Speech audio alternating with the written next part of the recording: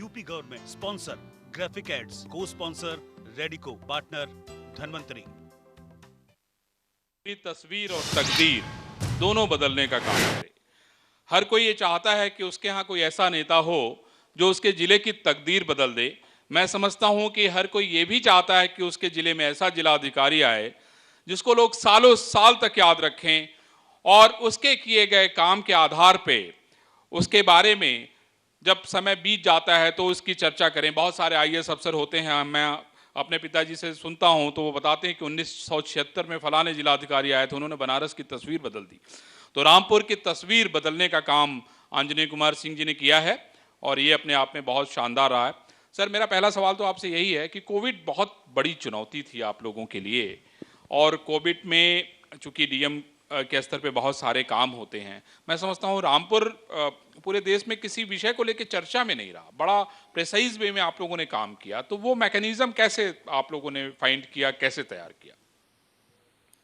देखिए, ये कोरोना का को जो आपदा काल है, ये सभी लोगों के लिए एक नई परिस्थिति थी। किसी ने इसका अंदाज़ा नहीं लगाया था कि ऐसी स्थिति से भी एक दिन हमें होके गुजरना पड़ेगा जी। और सबसे इसकी खासियत ये थी कि हमें एक नई आदत में जाना था और किसी एक को नहीं, सभी लोगों को एक नई आदत को में ढालना था खुद को जी। और इसके लिए कन्विंस करना बड़ा मुश्किल काम था। हमारे लिए जो प्लानिंग की शुरुआत हो गई थी वो तो आपको याद होगा कि 25 तारीख से लॉकडाउन शुरू हुआ। जी जी। जब सरकार ने फैसला किया, लेकिन उससे पहले ही जनता कर्फ्यू एक बार माननीय प्रधानमंत्री जी ने अनाउंस किया था। जी जी। और उसके ठीक अगले दिन हमारे माननीय मुख्यमंत्री जी ने इस बात को क्लियर कर दिया था कि हो सकता है हम 3 दिन, और बल्कि अनाउंस कर दिया था कि 3 दिन के लिए हम लॉकडाउन पे जाएंगे। जी। और हमारी तैयारी ठीक उसी दिन से शुरू हो गई जिस दिन माननीय मुख्यमंत्री जी ने कहा था। उनके जितने निर्देश आए थे सबको हमने शुरू कर दिया। तो एक मैसिव प्लानिंग थी। हमें ये पता था कि एक बड़ी एक्सरसाइज हमें करनी है। दूसरी कि हम अभी इसकी तैयारी कर ही रहे थे, तब तक माननीय प्रधानमंत्री जी की तरफ से ये अनाउंस हो गया कि लॉकडाउन होगा। तो हमारे सामने 3 परिस्थितियाँ, एक तो संक्रमण से बचाव, यानी एक बीमारी है जिससे लोगों को बचाव करना है। दूसरा, लॉकडाउन का पालन करवाना है जो कि बीमारी से बचाव के लिए बहुत ज़रूरी है। और तीसरा, लाइफ को भी नॉर्मल रखना है, लोगों को ज़रूरी चीज़ों की कमी ना हो, ये भी करना है। अब ये इन तीनों चीज़ों को अगर देखें तो तीनों चीज़ें अलग अलग, एक दूसरे से जुड़ी हुई होते हुए भी बहुत अलग अलग प्लानिंग उनके लिए चाहिए होता है। और उसके साथ साथ चैलेंजेस भी शुरू हो गए। हाँ। क्योंकि बहुत सारे लोग जो दूसरे प्रदेशों में थे वो अपने घर आना चाहते थे। बहुत सारे जो है नौकरी के जो साधन हैं, अलग अलग जगहों पे लोगों की नौकरियां चली जाने लगी। तो वो जो एक सैलाब था वो भी आपके आसपास से गुजरने लगा। मुझे याद है अच्छी तरह से, जब राजस्थान से लड़के आ रहे थे तो आप लोगों ने उसकी बहुत सारी व्यवस्था की थी, मुझे वो दिन याद है। तो जरा वो भी बताइए कि वो जो चैलेंजेस नए नए आ रहे थे उसको भी उसमें कैसे शामिल किया जा रहा था? नहीं, बहुत सारी चीज़ें हैं। अब जैसे मसलन चैलेंजेस का अगर मैं कहूँ तो चैलेंजेस तो ये भी हैं कि एक तो बीमारी को देखा नहीं था कि उसका असर कैसा होता है, तो अपनी टीम को कन्विंस करना कि तुम पहले ये काम करोगे। क्योंकि अब इसका अंदाज़ा लगाइए कि चौराहे पे हमारे मजिस्ट्रेट या सिपाही खड़े हैं और उन्होंने मास्क नहीं लगाया है प्रॉपरली, या वो दूरी नहीं बनाए हुए हैं, तो हम पब्लिक से करें कि आप मास्क लगाओ, आप दूरी बनाओ, तो वो कहते हैं पहले अपने लोगों को कराओ। सही बात है। अपने लोगों को ये समझाना कि नहीं, ये इसमें गंभीरता बरतो, ये एक चैलेंज है। दूसरी बात ये कि टीवी से न्यूज़ लोग देख रहे हैं कि लोग सड़कों पर चलते चलते गिर जा रहे हैं, तो अब उनके अंदर एक दहशत का, कुछ लोगों में बहुत दहशत है, कुछ लोगों ने एकदम सीरियसली ही नहीं उसको ले रहे हैं जी। और कुछ लोग हैं जो देखा देखी कि वो नहीं कर रहे तो हम क्यों करें, जैसी स्थिति है। और at the same time lockdown को सीरियसली, मतलब ये कई सारे लोग इसको कर्फ्यू मान रहे थे और हमारे लोग भी इसको कर्फ्यू मान रहे थे। बहुत सारे लोग, जैसे पुलिस की एक आदत होती है कि बताया गया कि कर्फ्यू, तो कर्फ्यू का मतलब झांकना मत ऊपर से। कर्फ्यू का तो मतलब अब ये भी उनको बताना कि नहीं, ऊपर से झांकना गुनाह नहीं है किसी का। मतलब आप सोचिए, छोटी छोटी चीज़ों को हमने एक एक चीज़ को प्लान किया। जी जी। तो और इसमें फिर एक चीज़ और आती थी कि प्रशासन का, पुलिस का मिसबिहेव, जैसे किसी को डंडा मार देना, हम अब एक समझा के उस पैटर्न पे ले चलने की जिम्मेवारी थी। तो इसको ऊपर से लेके नीचे तक हमने इसको टीम वर्क में बांटा, निचले लेवल तक। और हमें बड़ा सपोर्ट था कि प्लानिंग ऊपर के लेवल पर, लखनऊ के लेवल पे हो रही थी। खुद मुख्यमंत्री जी इसको कोऑर्डिनेट कर रहे थे और आज भी आप देखेंगे जिस गंभीरता से एक एक चीज़ को, मतलब हमारे पास कई बार हमसे ज़्यादा इनपुट उनके पास होता है और उनसे हमें सूचनाएं मिलती हैं। तो हमारे लिए बहुत बड़ी चीज़ तो आसान हो गई कि हमें इनपुट मिल रहा है, लगातार लगातार निर्देश मिल रहे हैं और एक प्लानिंग मिल रही है। उसको निचले स्तर पर हमें केवल एग्जीक्यूट करना था। उसके लिए हमने प्लानिंग किया और लॉकडाउन के कुछ ही दिनों बाद जो दूसरा आप चैलेंज कर रहे हैं वो चैलेंज आया कि हमारे सारे लोग तो ठीक है, बीमारी के कारण अपने अपने घरों में कैद हो गए, हमने उनको समझाया, चाहे जिस भी वजह से अभी गंभीरता समझ रहे हो चाहे नहीं। जी। लेकिन इधर इधर हाईवे पर लोगों का सैलाब आना शुरू हुआ। हमारे लिए एक दुविधा की स्थिति कि हमें निर्देश मिला है कि लॉकडाउन में किसी को जाने नहीं देना, जी। और इधर एक सैलाब उमड़ पड़ा है, अब इसका क्या करें। हाँ। तो क्या पहली स्थिति सॉल्यूशन कैसे निकाला आपने? वही जब पहली स्थिति से दो चार हम हुए तो पहले तो ये था कि उनकी स्थिति देख के बड़ी खराब लग रहा था कि वो पैदल चले आ रहे हैं, और कितने लोगों का कहना था कि हमें खाना नहीं मिलाया, एक दिन पहले खाना खाया जी, था। जी। तो पहले तो अपने सारे लोग जितने, इसमें बहुत सारे लोग अभी आपके बीच से भी गए हैं, जी। सारे लोगों को के सहयोग से हमने पहले उनको खाना खिलाने, शेल्टर होम की व्यवस्था, जैसे माननीय मुख्यमंत्री जी ने कहती कि शेल्टर होम पे आप रखोगे, शेल्टर होम की व्यवस्था की। अब उसमें से बहुत सारे लोग थे जो परिवार के साथ चल पड़े थे, शेल्टर होम में रहने तक को तैयार नहीं थे, उनको कन्विंस करना।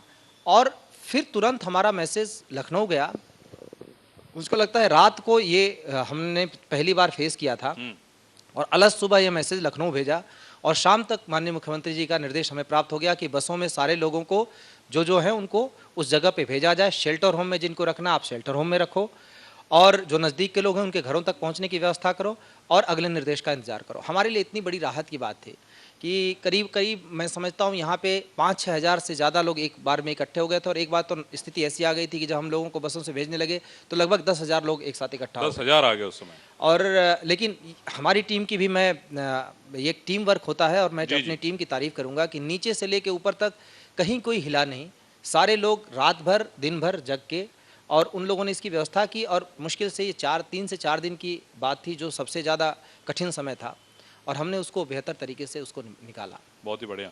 मैं समझता हूँ एक बार ताली बजा दीजिए भाई, क्योंकि कोविड बहुत बड़ी लड़ाई है, और मैं समझता हूँ कि ये सभी लोगों की जिम्मेदारी है कि जिस शिद्दत के साथ जिलाधिकारी महोदय ने लोगों के साथ कंधे से कंधा मिला के काम किया, मैं समझता हूँ उसकी दरकार शायद प्रदेश के सभी जिलों की है। सर, एक और यहाँ की बहुत बड़ी चुनौती और समस्या थी अतिक्रमण। अतिक्रमण को लेकर हम लोग रोज चर्चा सुनते थे कि बहुत सारे तालाब कब्जा हो गए हैं, ज़मीनें कब्जा हो गई हैं, उसकी शिकायतें आती हैं, कोई सुनता नहीं है। लेकिन ये कहा गया कि भाई आपने आने के साथ ही ऐसी चीज़ों को चिन्हित करना शुरू किया, ऐसी जो शिकायतें थी उस पर काम करना शुरू किया। तो ये कैसे आपने, क्योंकि कोविड काल भी था, उसके पहले अगर हम देखें तो राजनीतिक काल भी था, तो राजनीति और कोविड में मिला के सारा काम आपने कैसे किया? क्योंकि इस नाते भी रामपुर को जाना जाने लगा है कि नहीं भाई अब बहुत ज़्यादा ज़मीनें खाली करा दी गई हैं, और जो अतिक्रमण था, जिसकी शिकायतें थी, उसका निवारण हो रहा है। देखिए, अतिक्रमण भी एक संक्रामक बीमारी है। जी। संक्रामक बीमारी इसको इसलिए कहते हैं, जिस तरह से कोरोना फैलता है उसी तरह से अतिक्रमण भी फैलता है। जब एक व्यक्ति थोड़ा सा आगे जाता है तो उसके बगल वाले को लालच आता है कि मैं भी उसके बगल में खड़े हूँ।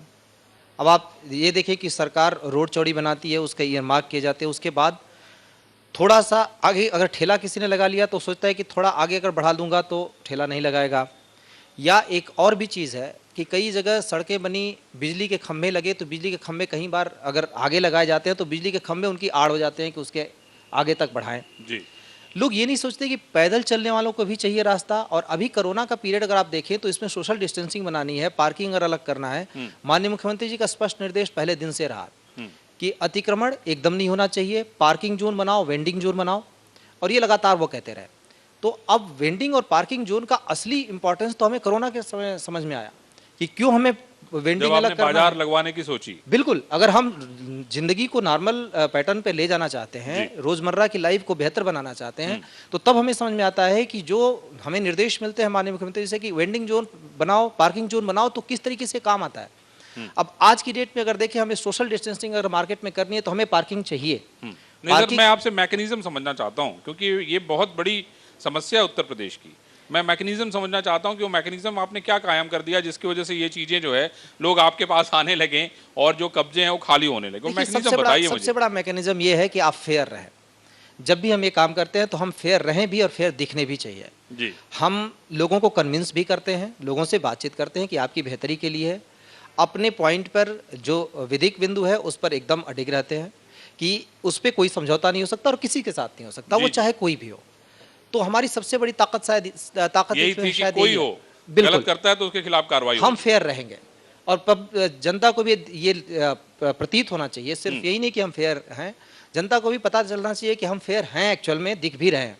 और इसीलिए जब कोई भी आता है मैं हमेशा उससे मिलता हूँ, उसकी बात सुनता हूँ। अगर कोई किसी का मैं कन्विंस्ड भी हूँ कि नहीं उसका इंक्रोचमेंट हटना चाहिए, उसके बावजूद अगर वो अपनी बात कहना चाहता है तो उसकी बात सुनते जरूर हैं। क्या पता कहीं पे, क्योंकि ये लोगों के कई बार लाइवलीहुड से रिलेटेड है, कई बार लोगों के जीवन से रिलेटेड है। प्रैक्टिकल समस्याओं को भी आप देखते हैं? बिल्कुल। और अभी तक जितने भी अतिक्रमण हटाए हैं, मैं दावे के साथ कह सकता हूं कि कहीं किसी का रोजगार नहीं छीना, कहीं किसी के घर बार नहीं छीने, और अगर कहीं ऐसी नौबत आई तो उनकी व्यवस्था भी की। और हमारी व्यवस्था में इतनी गुंजाइश है कि हम ऐसे लोगों के लिए व्यवस्था कर सकें। बहुत ही बढ़िया। अंजनी जी, मैं अभी पढ़ रहा था, बहुत सारी सरकार की योजनाएं जिले में चल रही हैं। मैं चाहता हूं कि जरा सा उन योजनाओं के बारे में भी चर्चा हो जाए, जिससे जो चाहे ओडीओपी की हम बात करें, चाहे हम किसान को लेके बहुत सारी योजनाएं अभी चल रही हैं। अभी आप किसान के प्रधानमंत्री जी बात कर रहे थे, वो उस सम्मेलन से भी होके आए हैं। तो मैं चाहता हूं कि कुछ योजनाओं की भी बात आप मुझे बताइए जो रामपुर में अलग से आप लोग जो है सरकार के आह्वान पे कर रहे हैं, और उसका कितना लाभ यहाँ के नौजवानों को, यहाँ के किसानों को मिला। उन योजनाओं के बारे में भी जरा चर्चा करिए। देखिए, एक तो योजनाएं बहुत सारी हैं, सरकार योजनाएं चलाती हैं।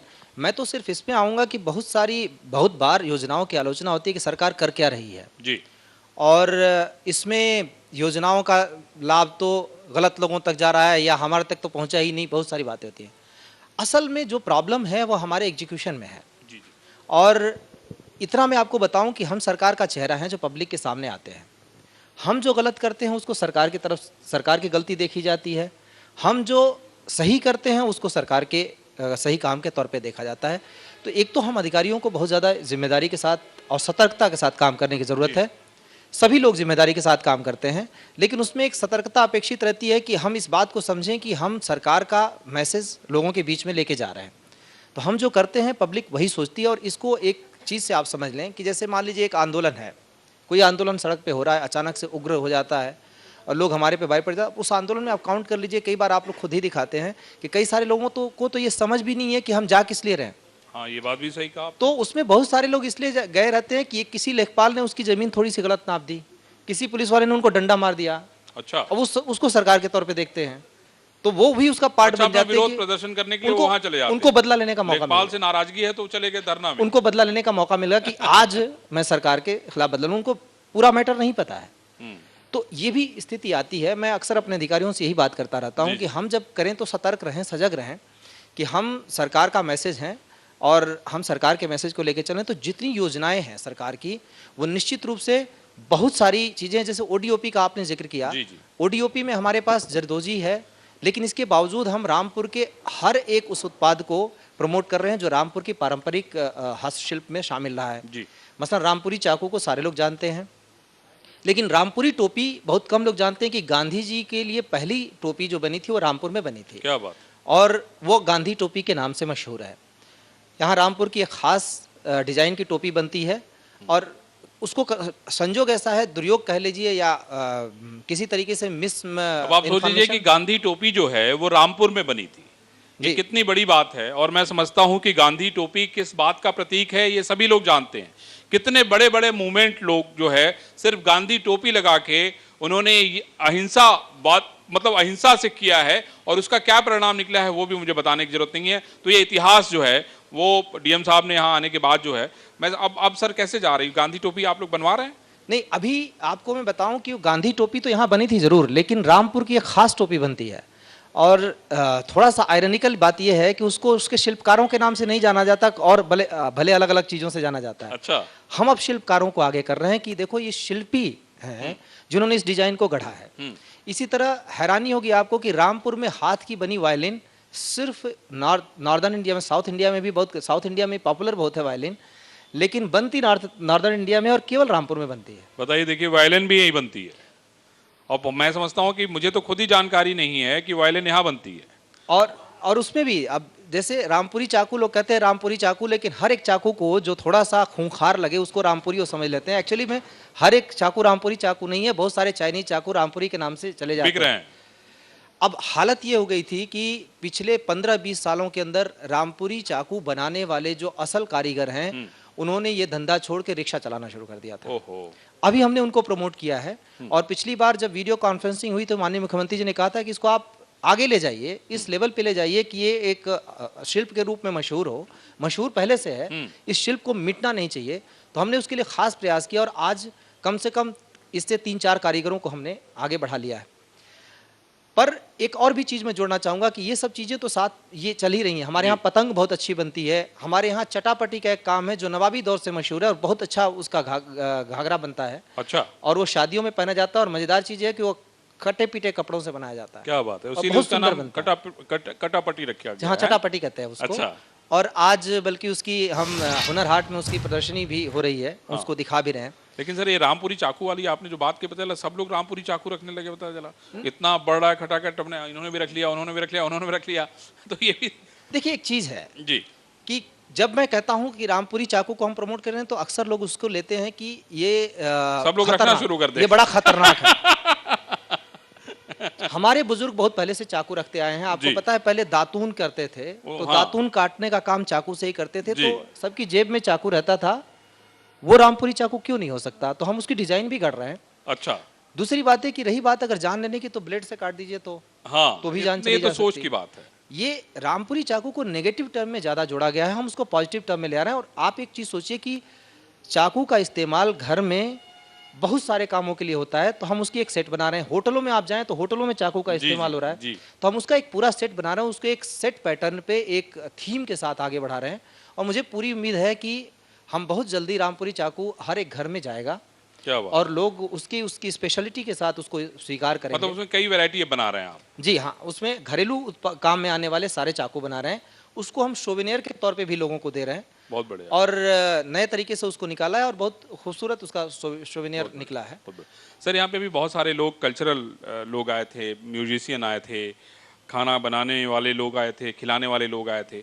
तो यहाँ का जो कल्चर है वो तो बहुत ही अल्टीमेट है। मतलब जैसे अभी उन लोगों ने बताया कि भाई नीम का हलवा हम कैसे बनाते हैं, उन्होंने बताया हम मछली का रसगुल्ला कैसे बनाते हैं। मैं तो मतलब ये तो सारी चीज़ें मैंने पहली बार सुनी। खैर, तो आपको लगता नहीं है कि ये ऐसी चीज़ें हैं जो इंटरनेट पे आपको नहीं मिलेंगी?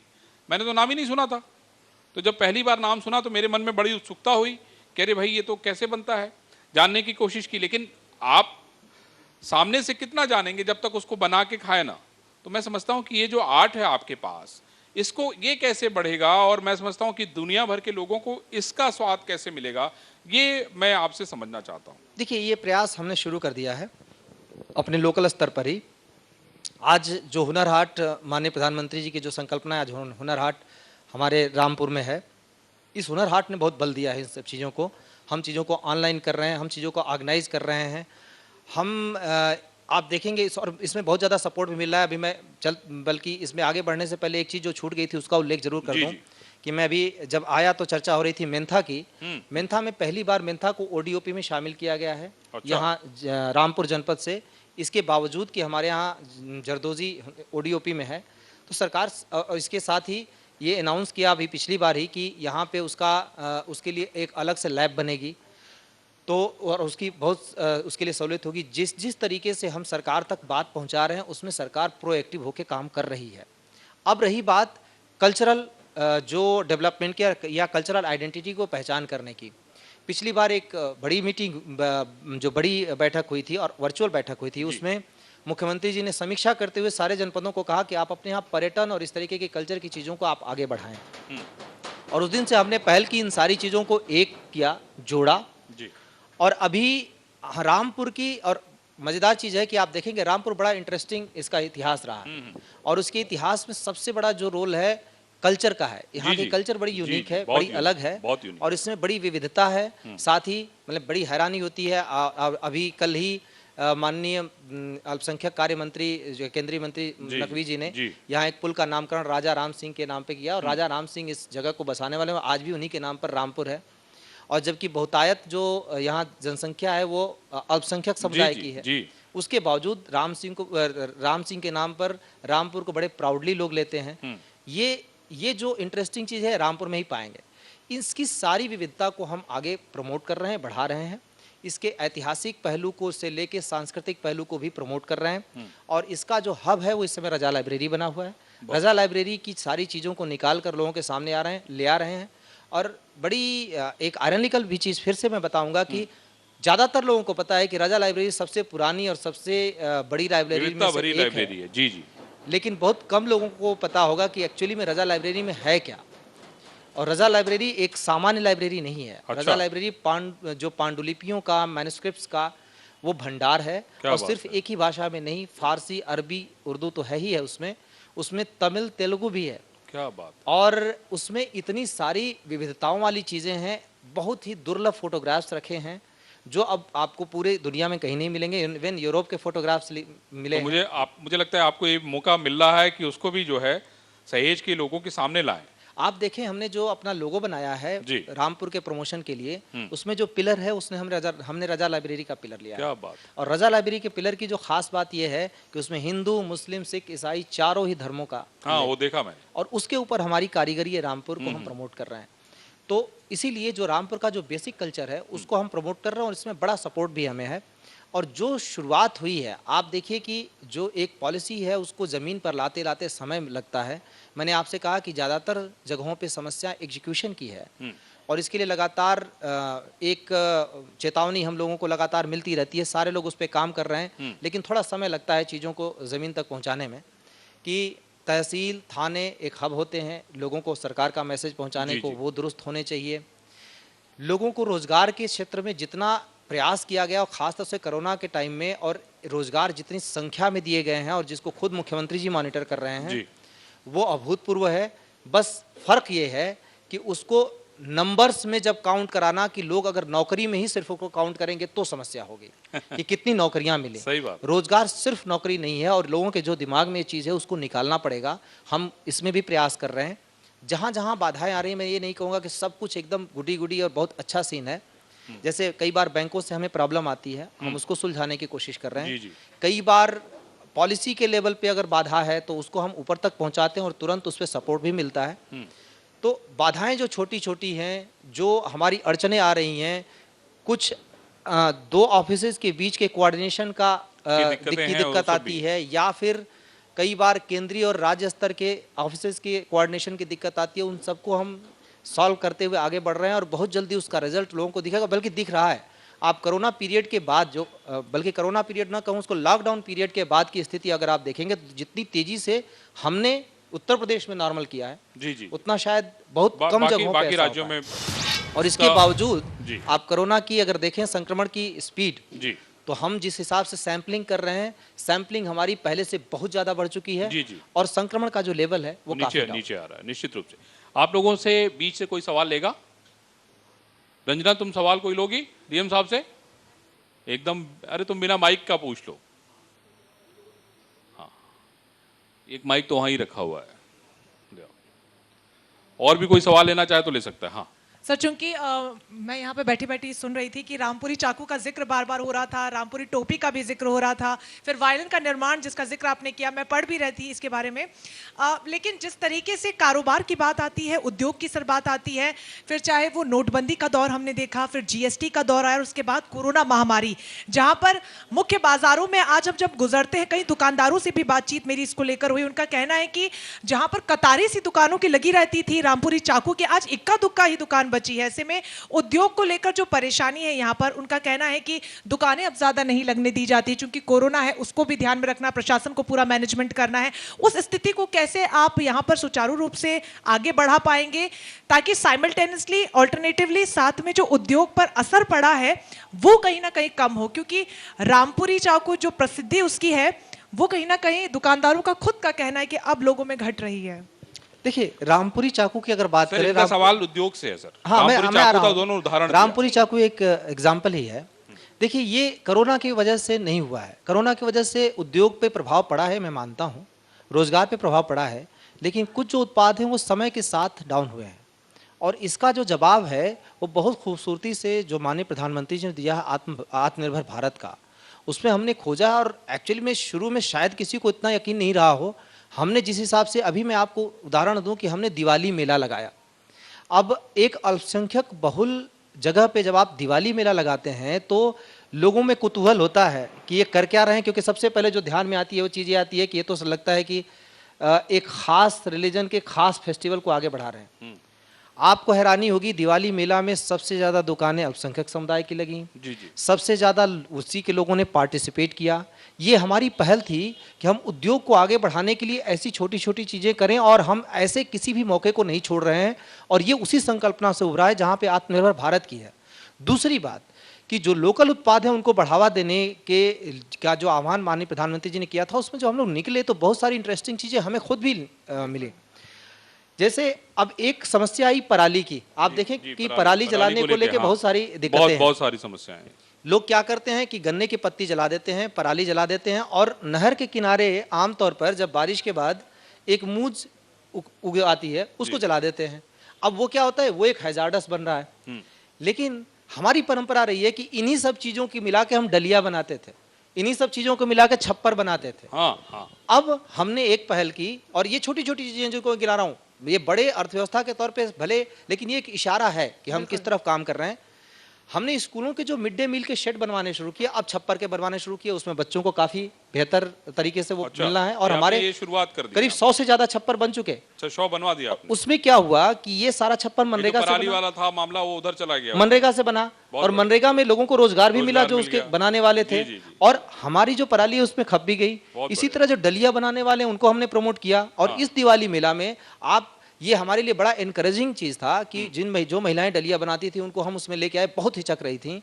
और जब पहले दिन के बाद दूसरे दिन मेरा उनसे इंटरेक्शन हुआ, मैंने उनसे पूछा कि कैसा लगा, तो वो पहली जो हिचक थी कि हम लेके जाएंगे नहीं मार्केट में, हम कैसे लोगों के बेचेंगे, कभी उन्होंने बेचा नहीं था इस तरीके से।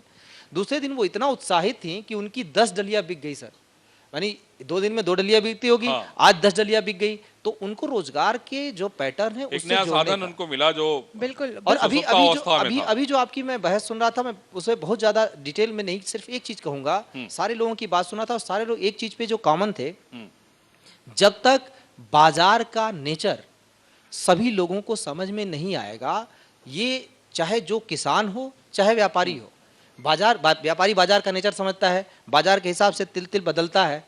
आखिरकार किसान को भी तो उसी बाजार में आना है, तो उसको भी बाजार का नेचर समझना पड़ेगा। सही बात।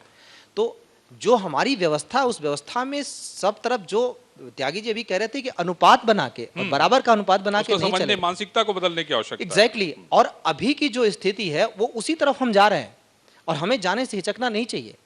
कोई भी एक चीज, मतलब आप ये कहना चाहते हैं कि अगर कोई नया प्रयोग है, हो रहा है, तो उसको करना चाहिए। बिल्कुल। और ये प्रयोग हमने किया है, हमने बहुत सारी चीजों को बदला है, पहले की चीजों को बदला है, जो बदला उसको भी बदला। तो कोई भी चीज तो हमेशा के लिए रहने वाली है नहीं, और धारा कभी रुकनी भी नहीं चाहिए, उसमें बदलाव होते रहना चाहिए। और इस बदलाव में का स्वागत सभी को करना चाहिए। मुझे लगता है कि सभी को करना चाहिए। जब तक ये बदलाव नहीं आएगा तब तक हमें प्रॉस एंड कॉन्स हर एक चीज का नहीं पता चलेगा। बहुत बढ़िया, बहुत ही बढ़िया। मैं समझता हूं कि एक बार जोरदार ताली बजाइए, क्योंकि बदलाव जो है वो तरक्की का प्रतीक है। यही कहना है आंजनेय कुमार सिंह का, जो कि रामपुर के जिलाधिकारी है। मैं समझता हूं सर कि आगे आपके नेतृत्व में बहुत सारा काम जो है इस प्रदेश को और देश को देखने को मिलेगा। आपने इंडिया न्यूज़ के इस खास अधिवेशन, रामपुर अधिवेशन में जो सहयोग किया, उसके लिए इंडिया न्यूज़ आपका तहे दिल से धन्यवाद कर रहा है इस मंच से। और मैं समझता हूं कि ये अपने आप में बड़ी अनूठी बात है कि जिस तरीके से बहुत सारी समस्याएं थी, बहुत सारी दिक्कतें थीं, लेकिन उसके बाद भी जिलाधिकारी महोदय ने बहुत सारे ऐसे सहयोग किए पर्दे के पीछे रह के, जिसकी वजह से ये शानदार अधिवेशन हो सका। इसके लिए हम लोग एक बार फिर से जोरदार ताली बजा के आपका स्वागत करते हैं सर। बहुत बहुत थैंक यू। बिल्कुल अरविंद जी, मुबारकबाद सर को इसलिए भी देना चाहेंगे क्योंकि हुनर हाट के जरिए भी जो मंच यहाँ पर छोटे उद्योगों को उन्होंने दिया है वो काबिले तारीफ है। जोरदार तालियां डीएम साहब के लिए एक बार हो जाए। तो यहाँ पर डीएम साहब ने कई महत्वपूर्ण चीज़ों को लेकर बातचीत की, कोरोना काल में आई मुसीबतों पर उन्होंने बात की और यहाँ से निकलकर उन चुनौतियों को कैसे पार करना है उस पर भी बातचीत की।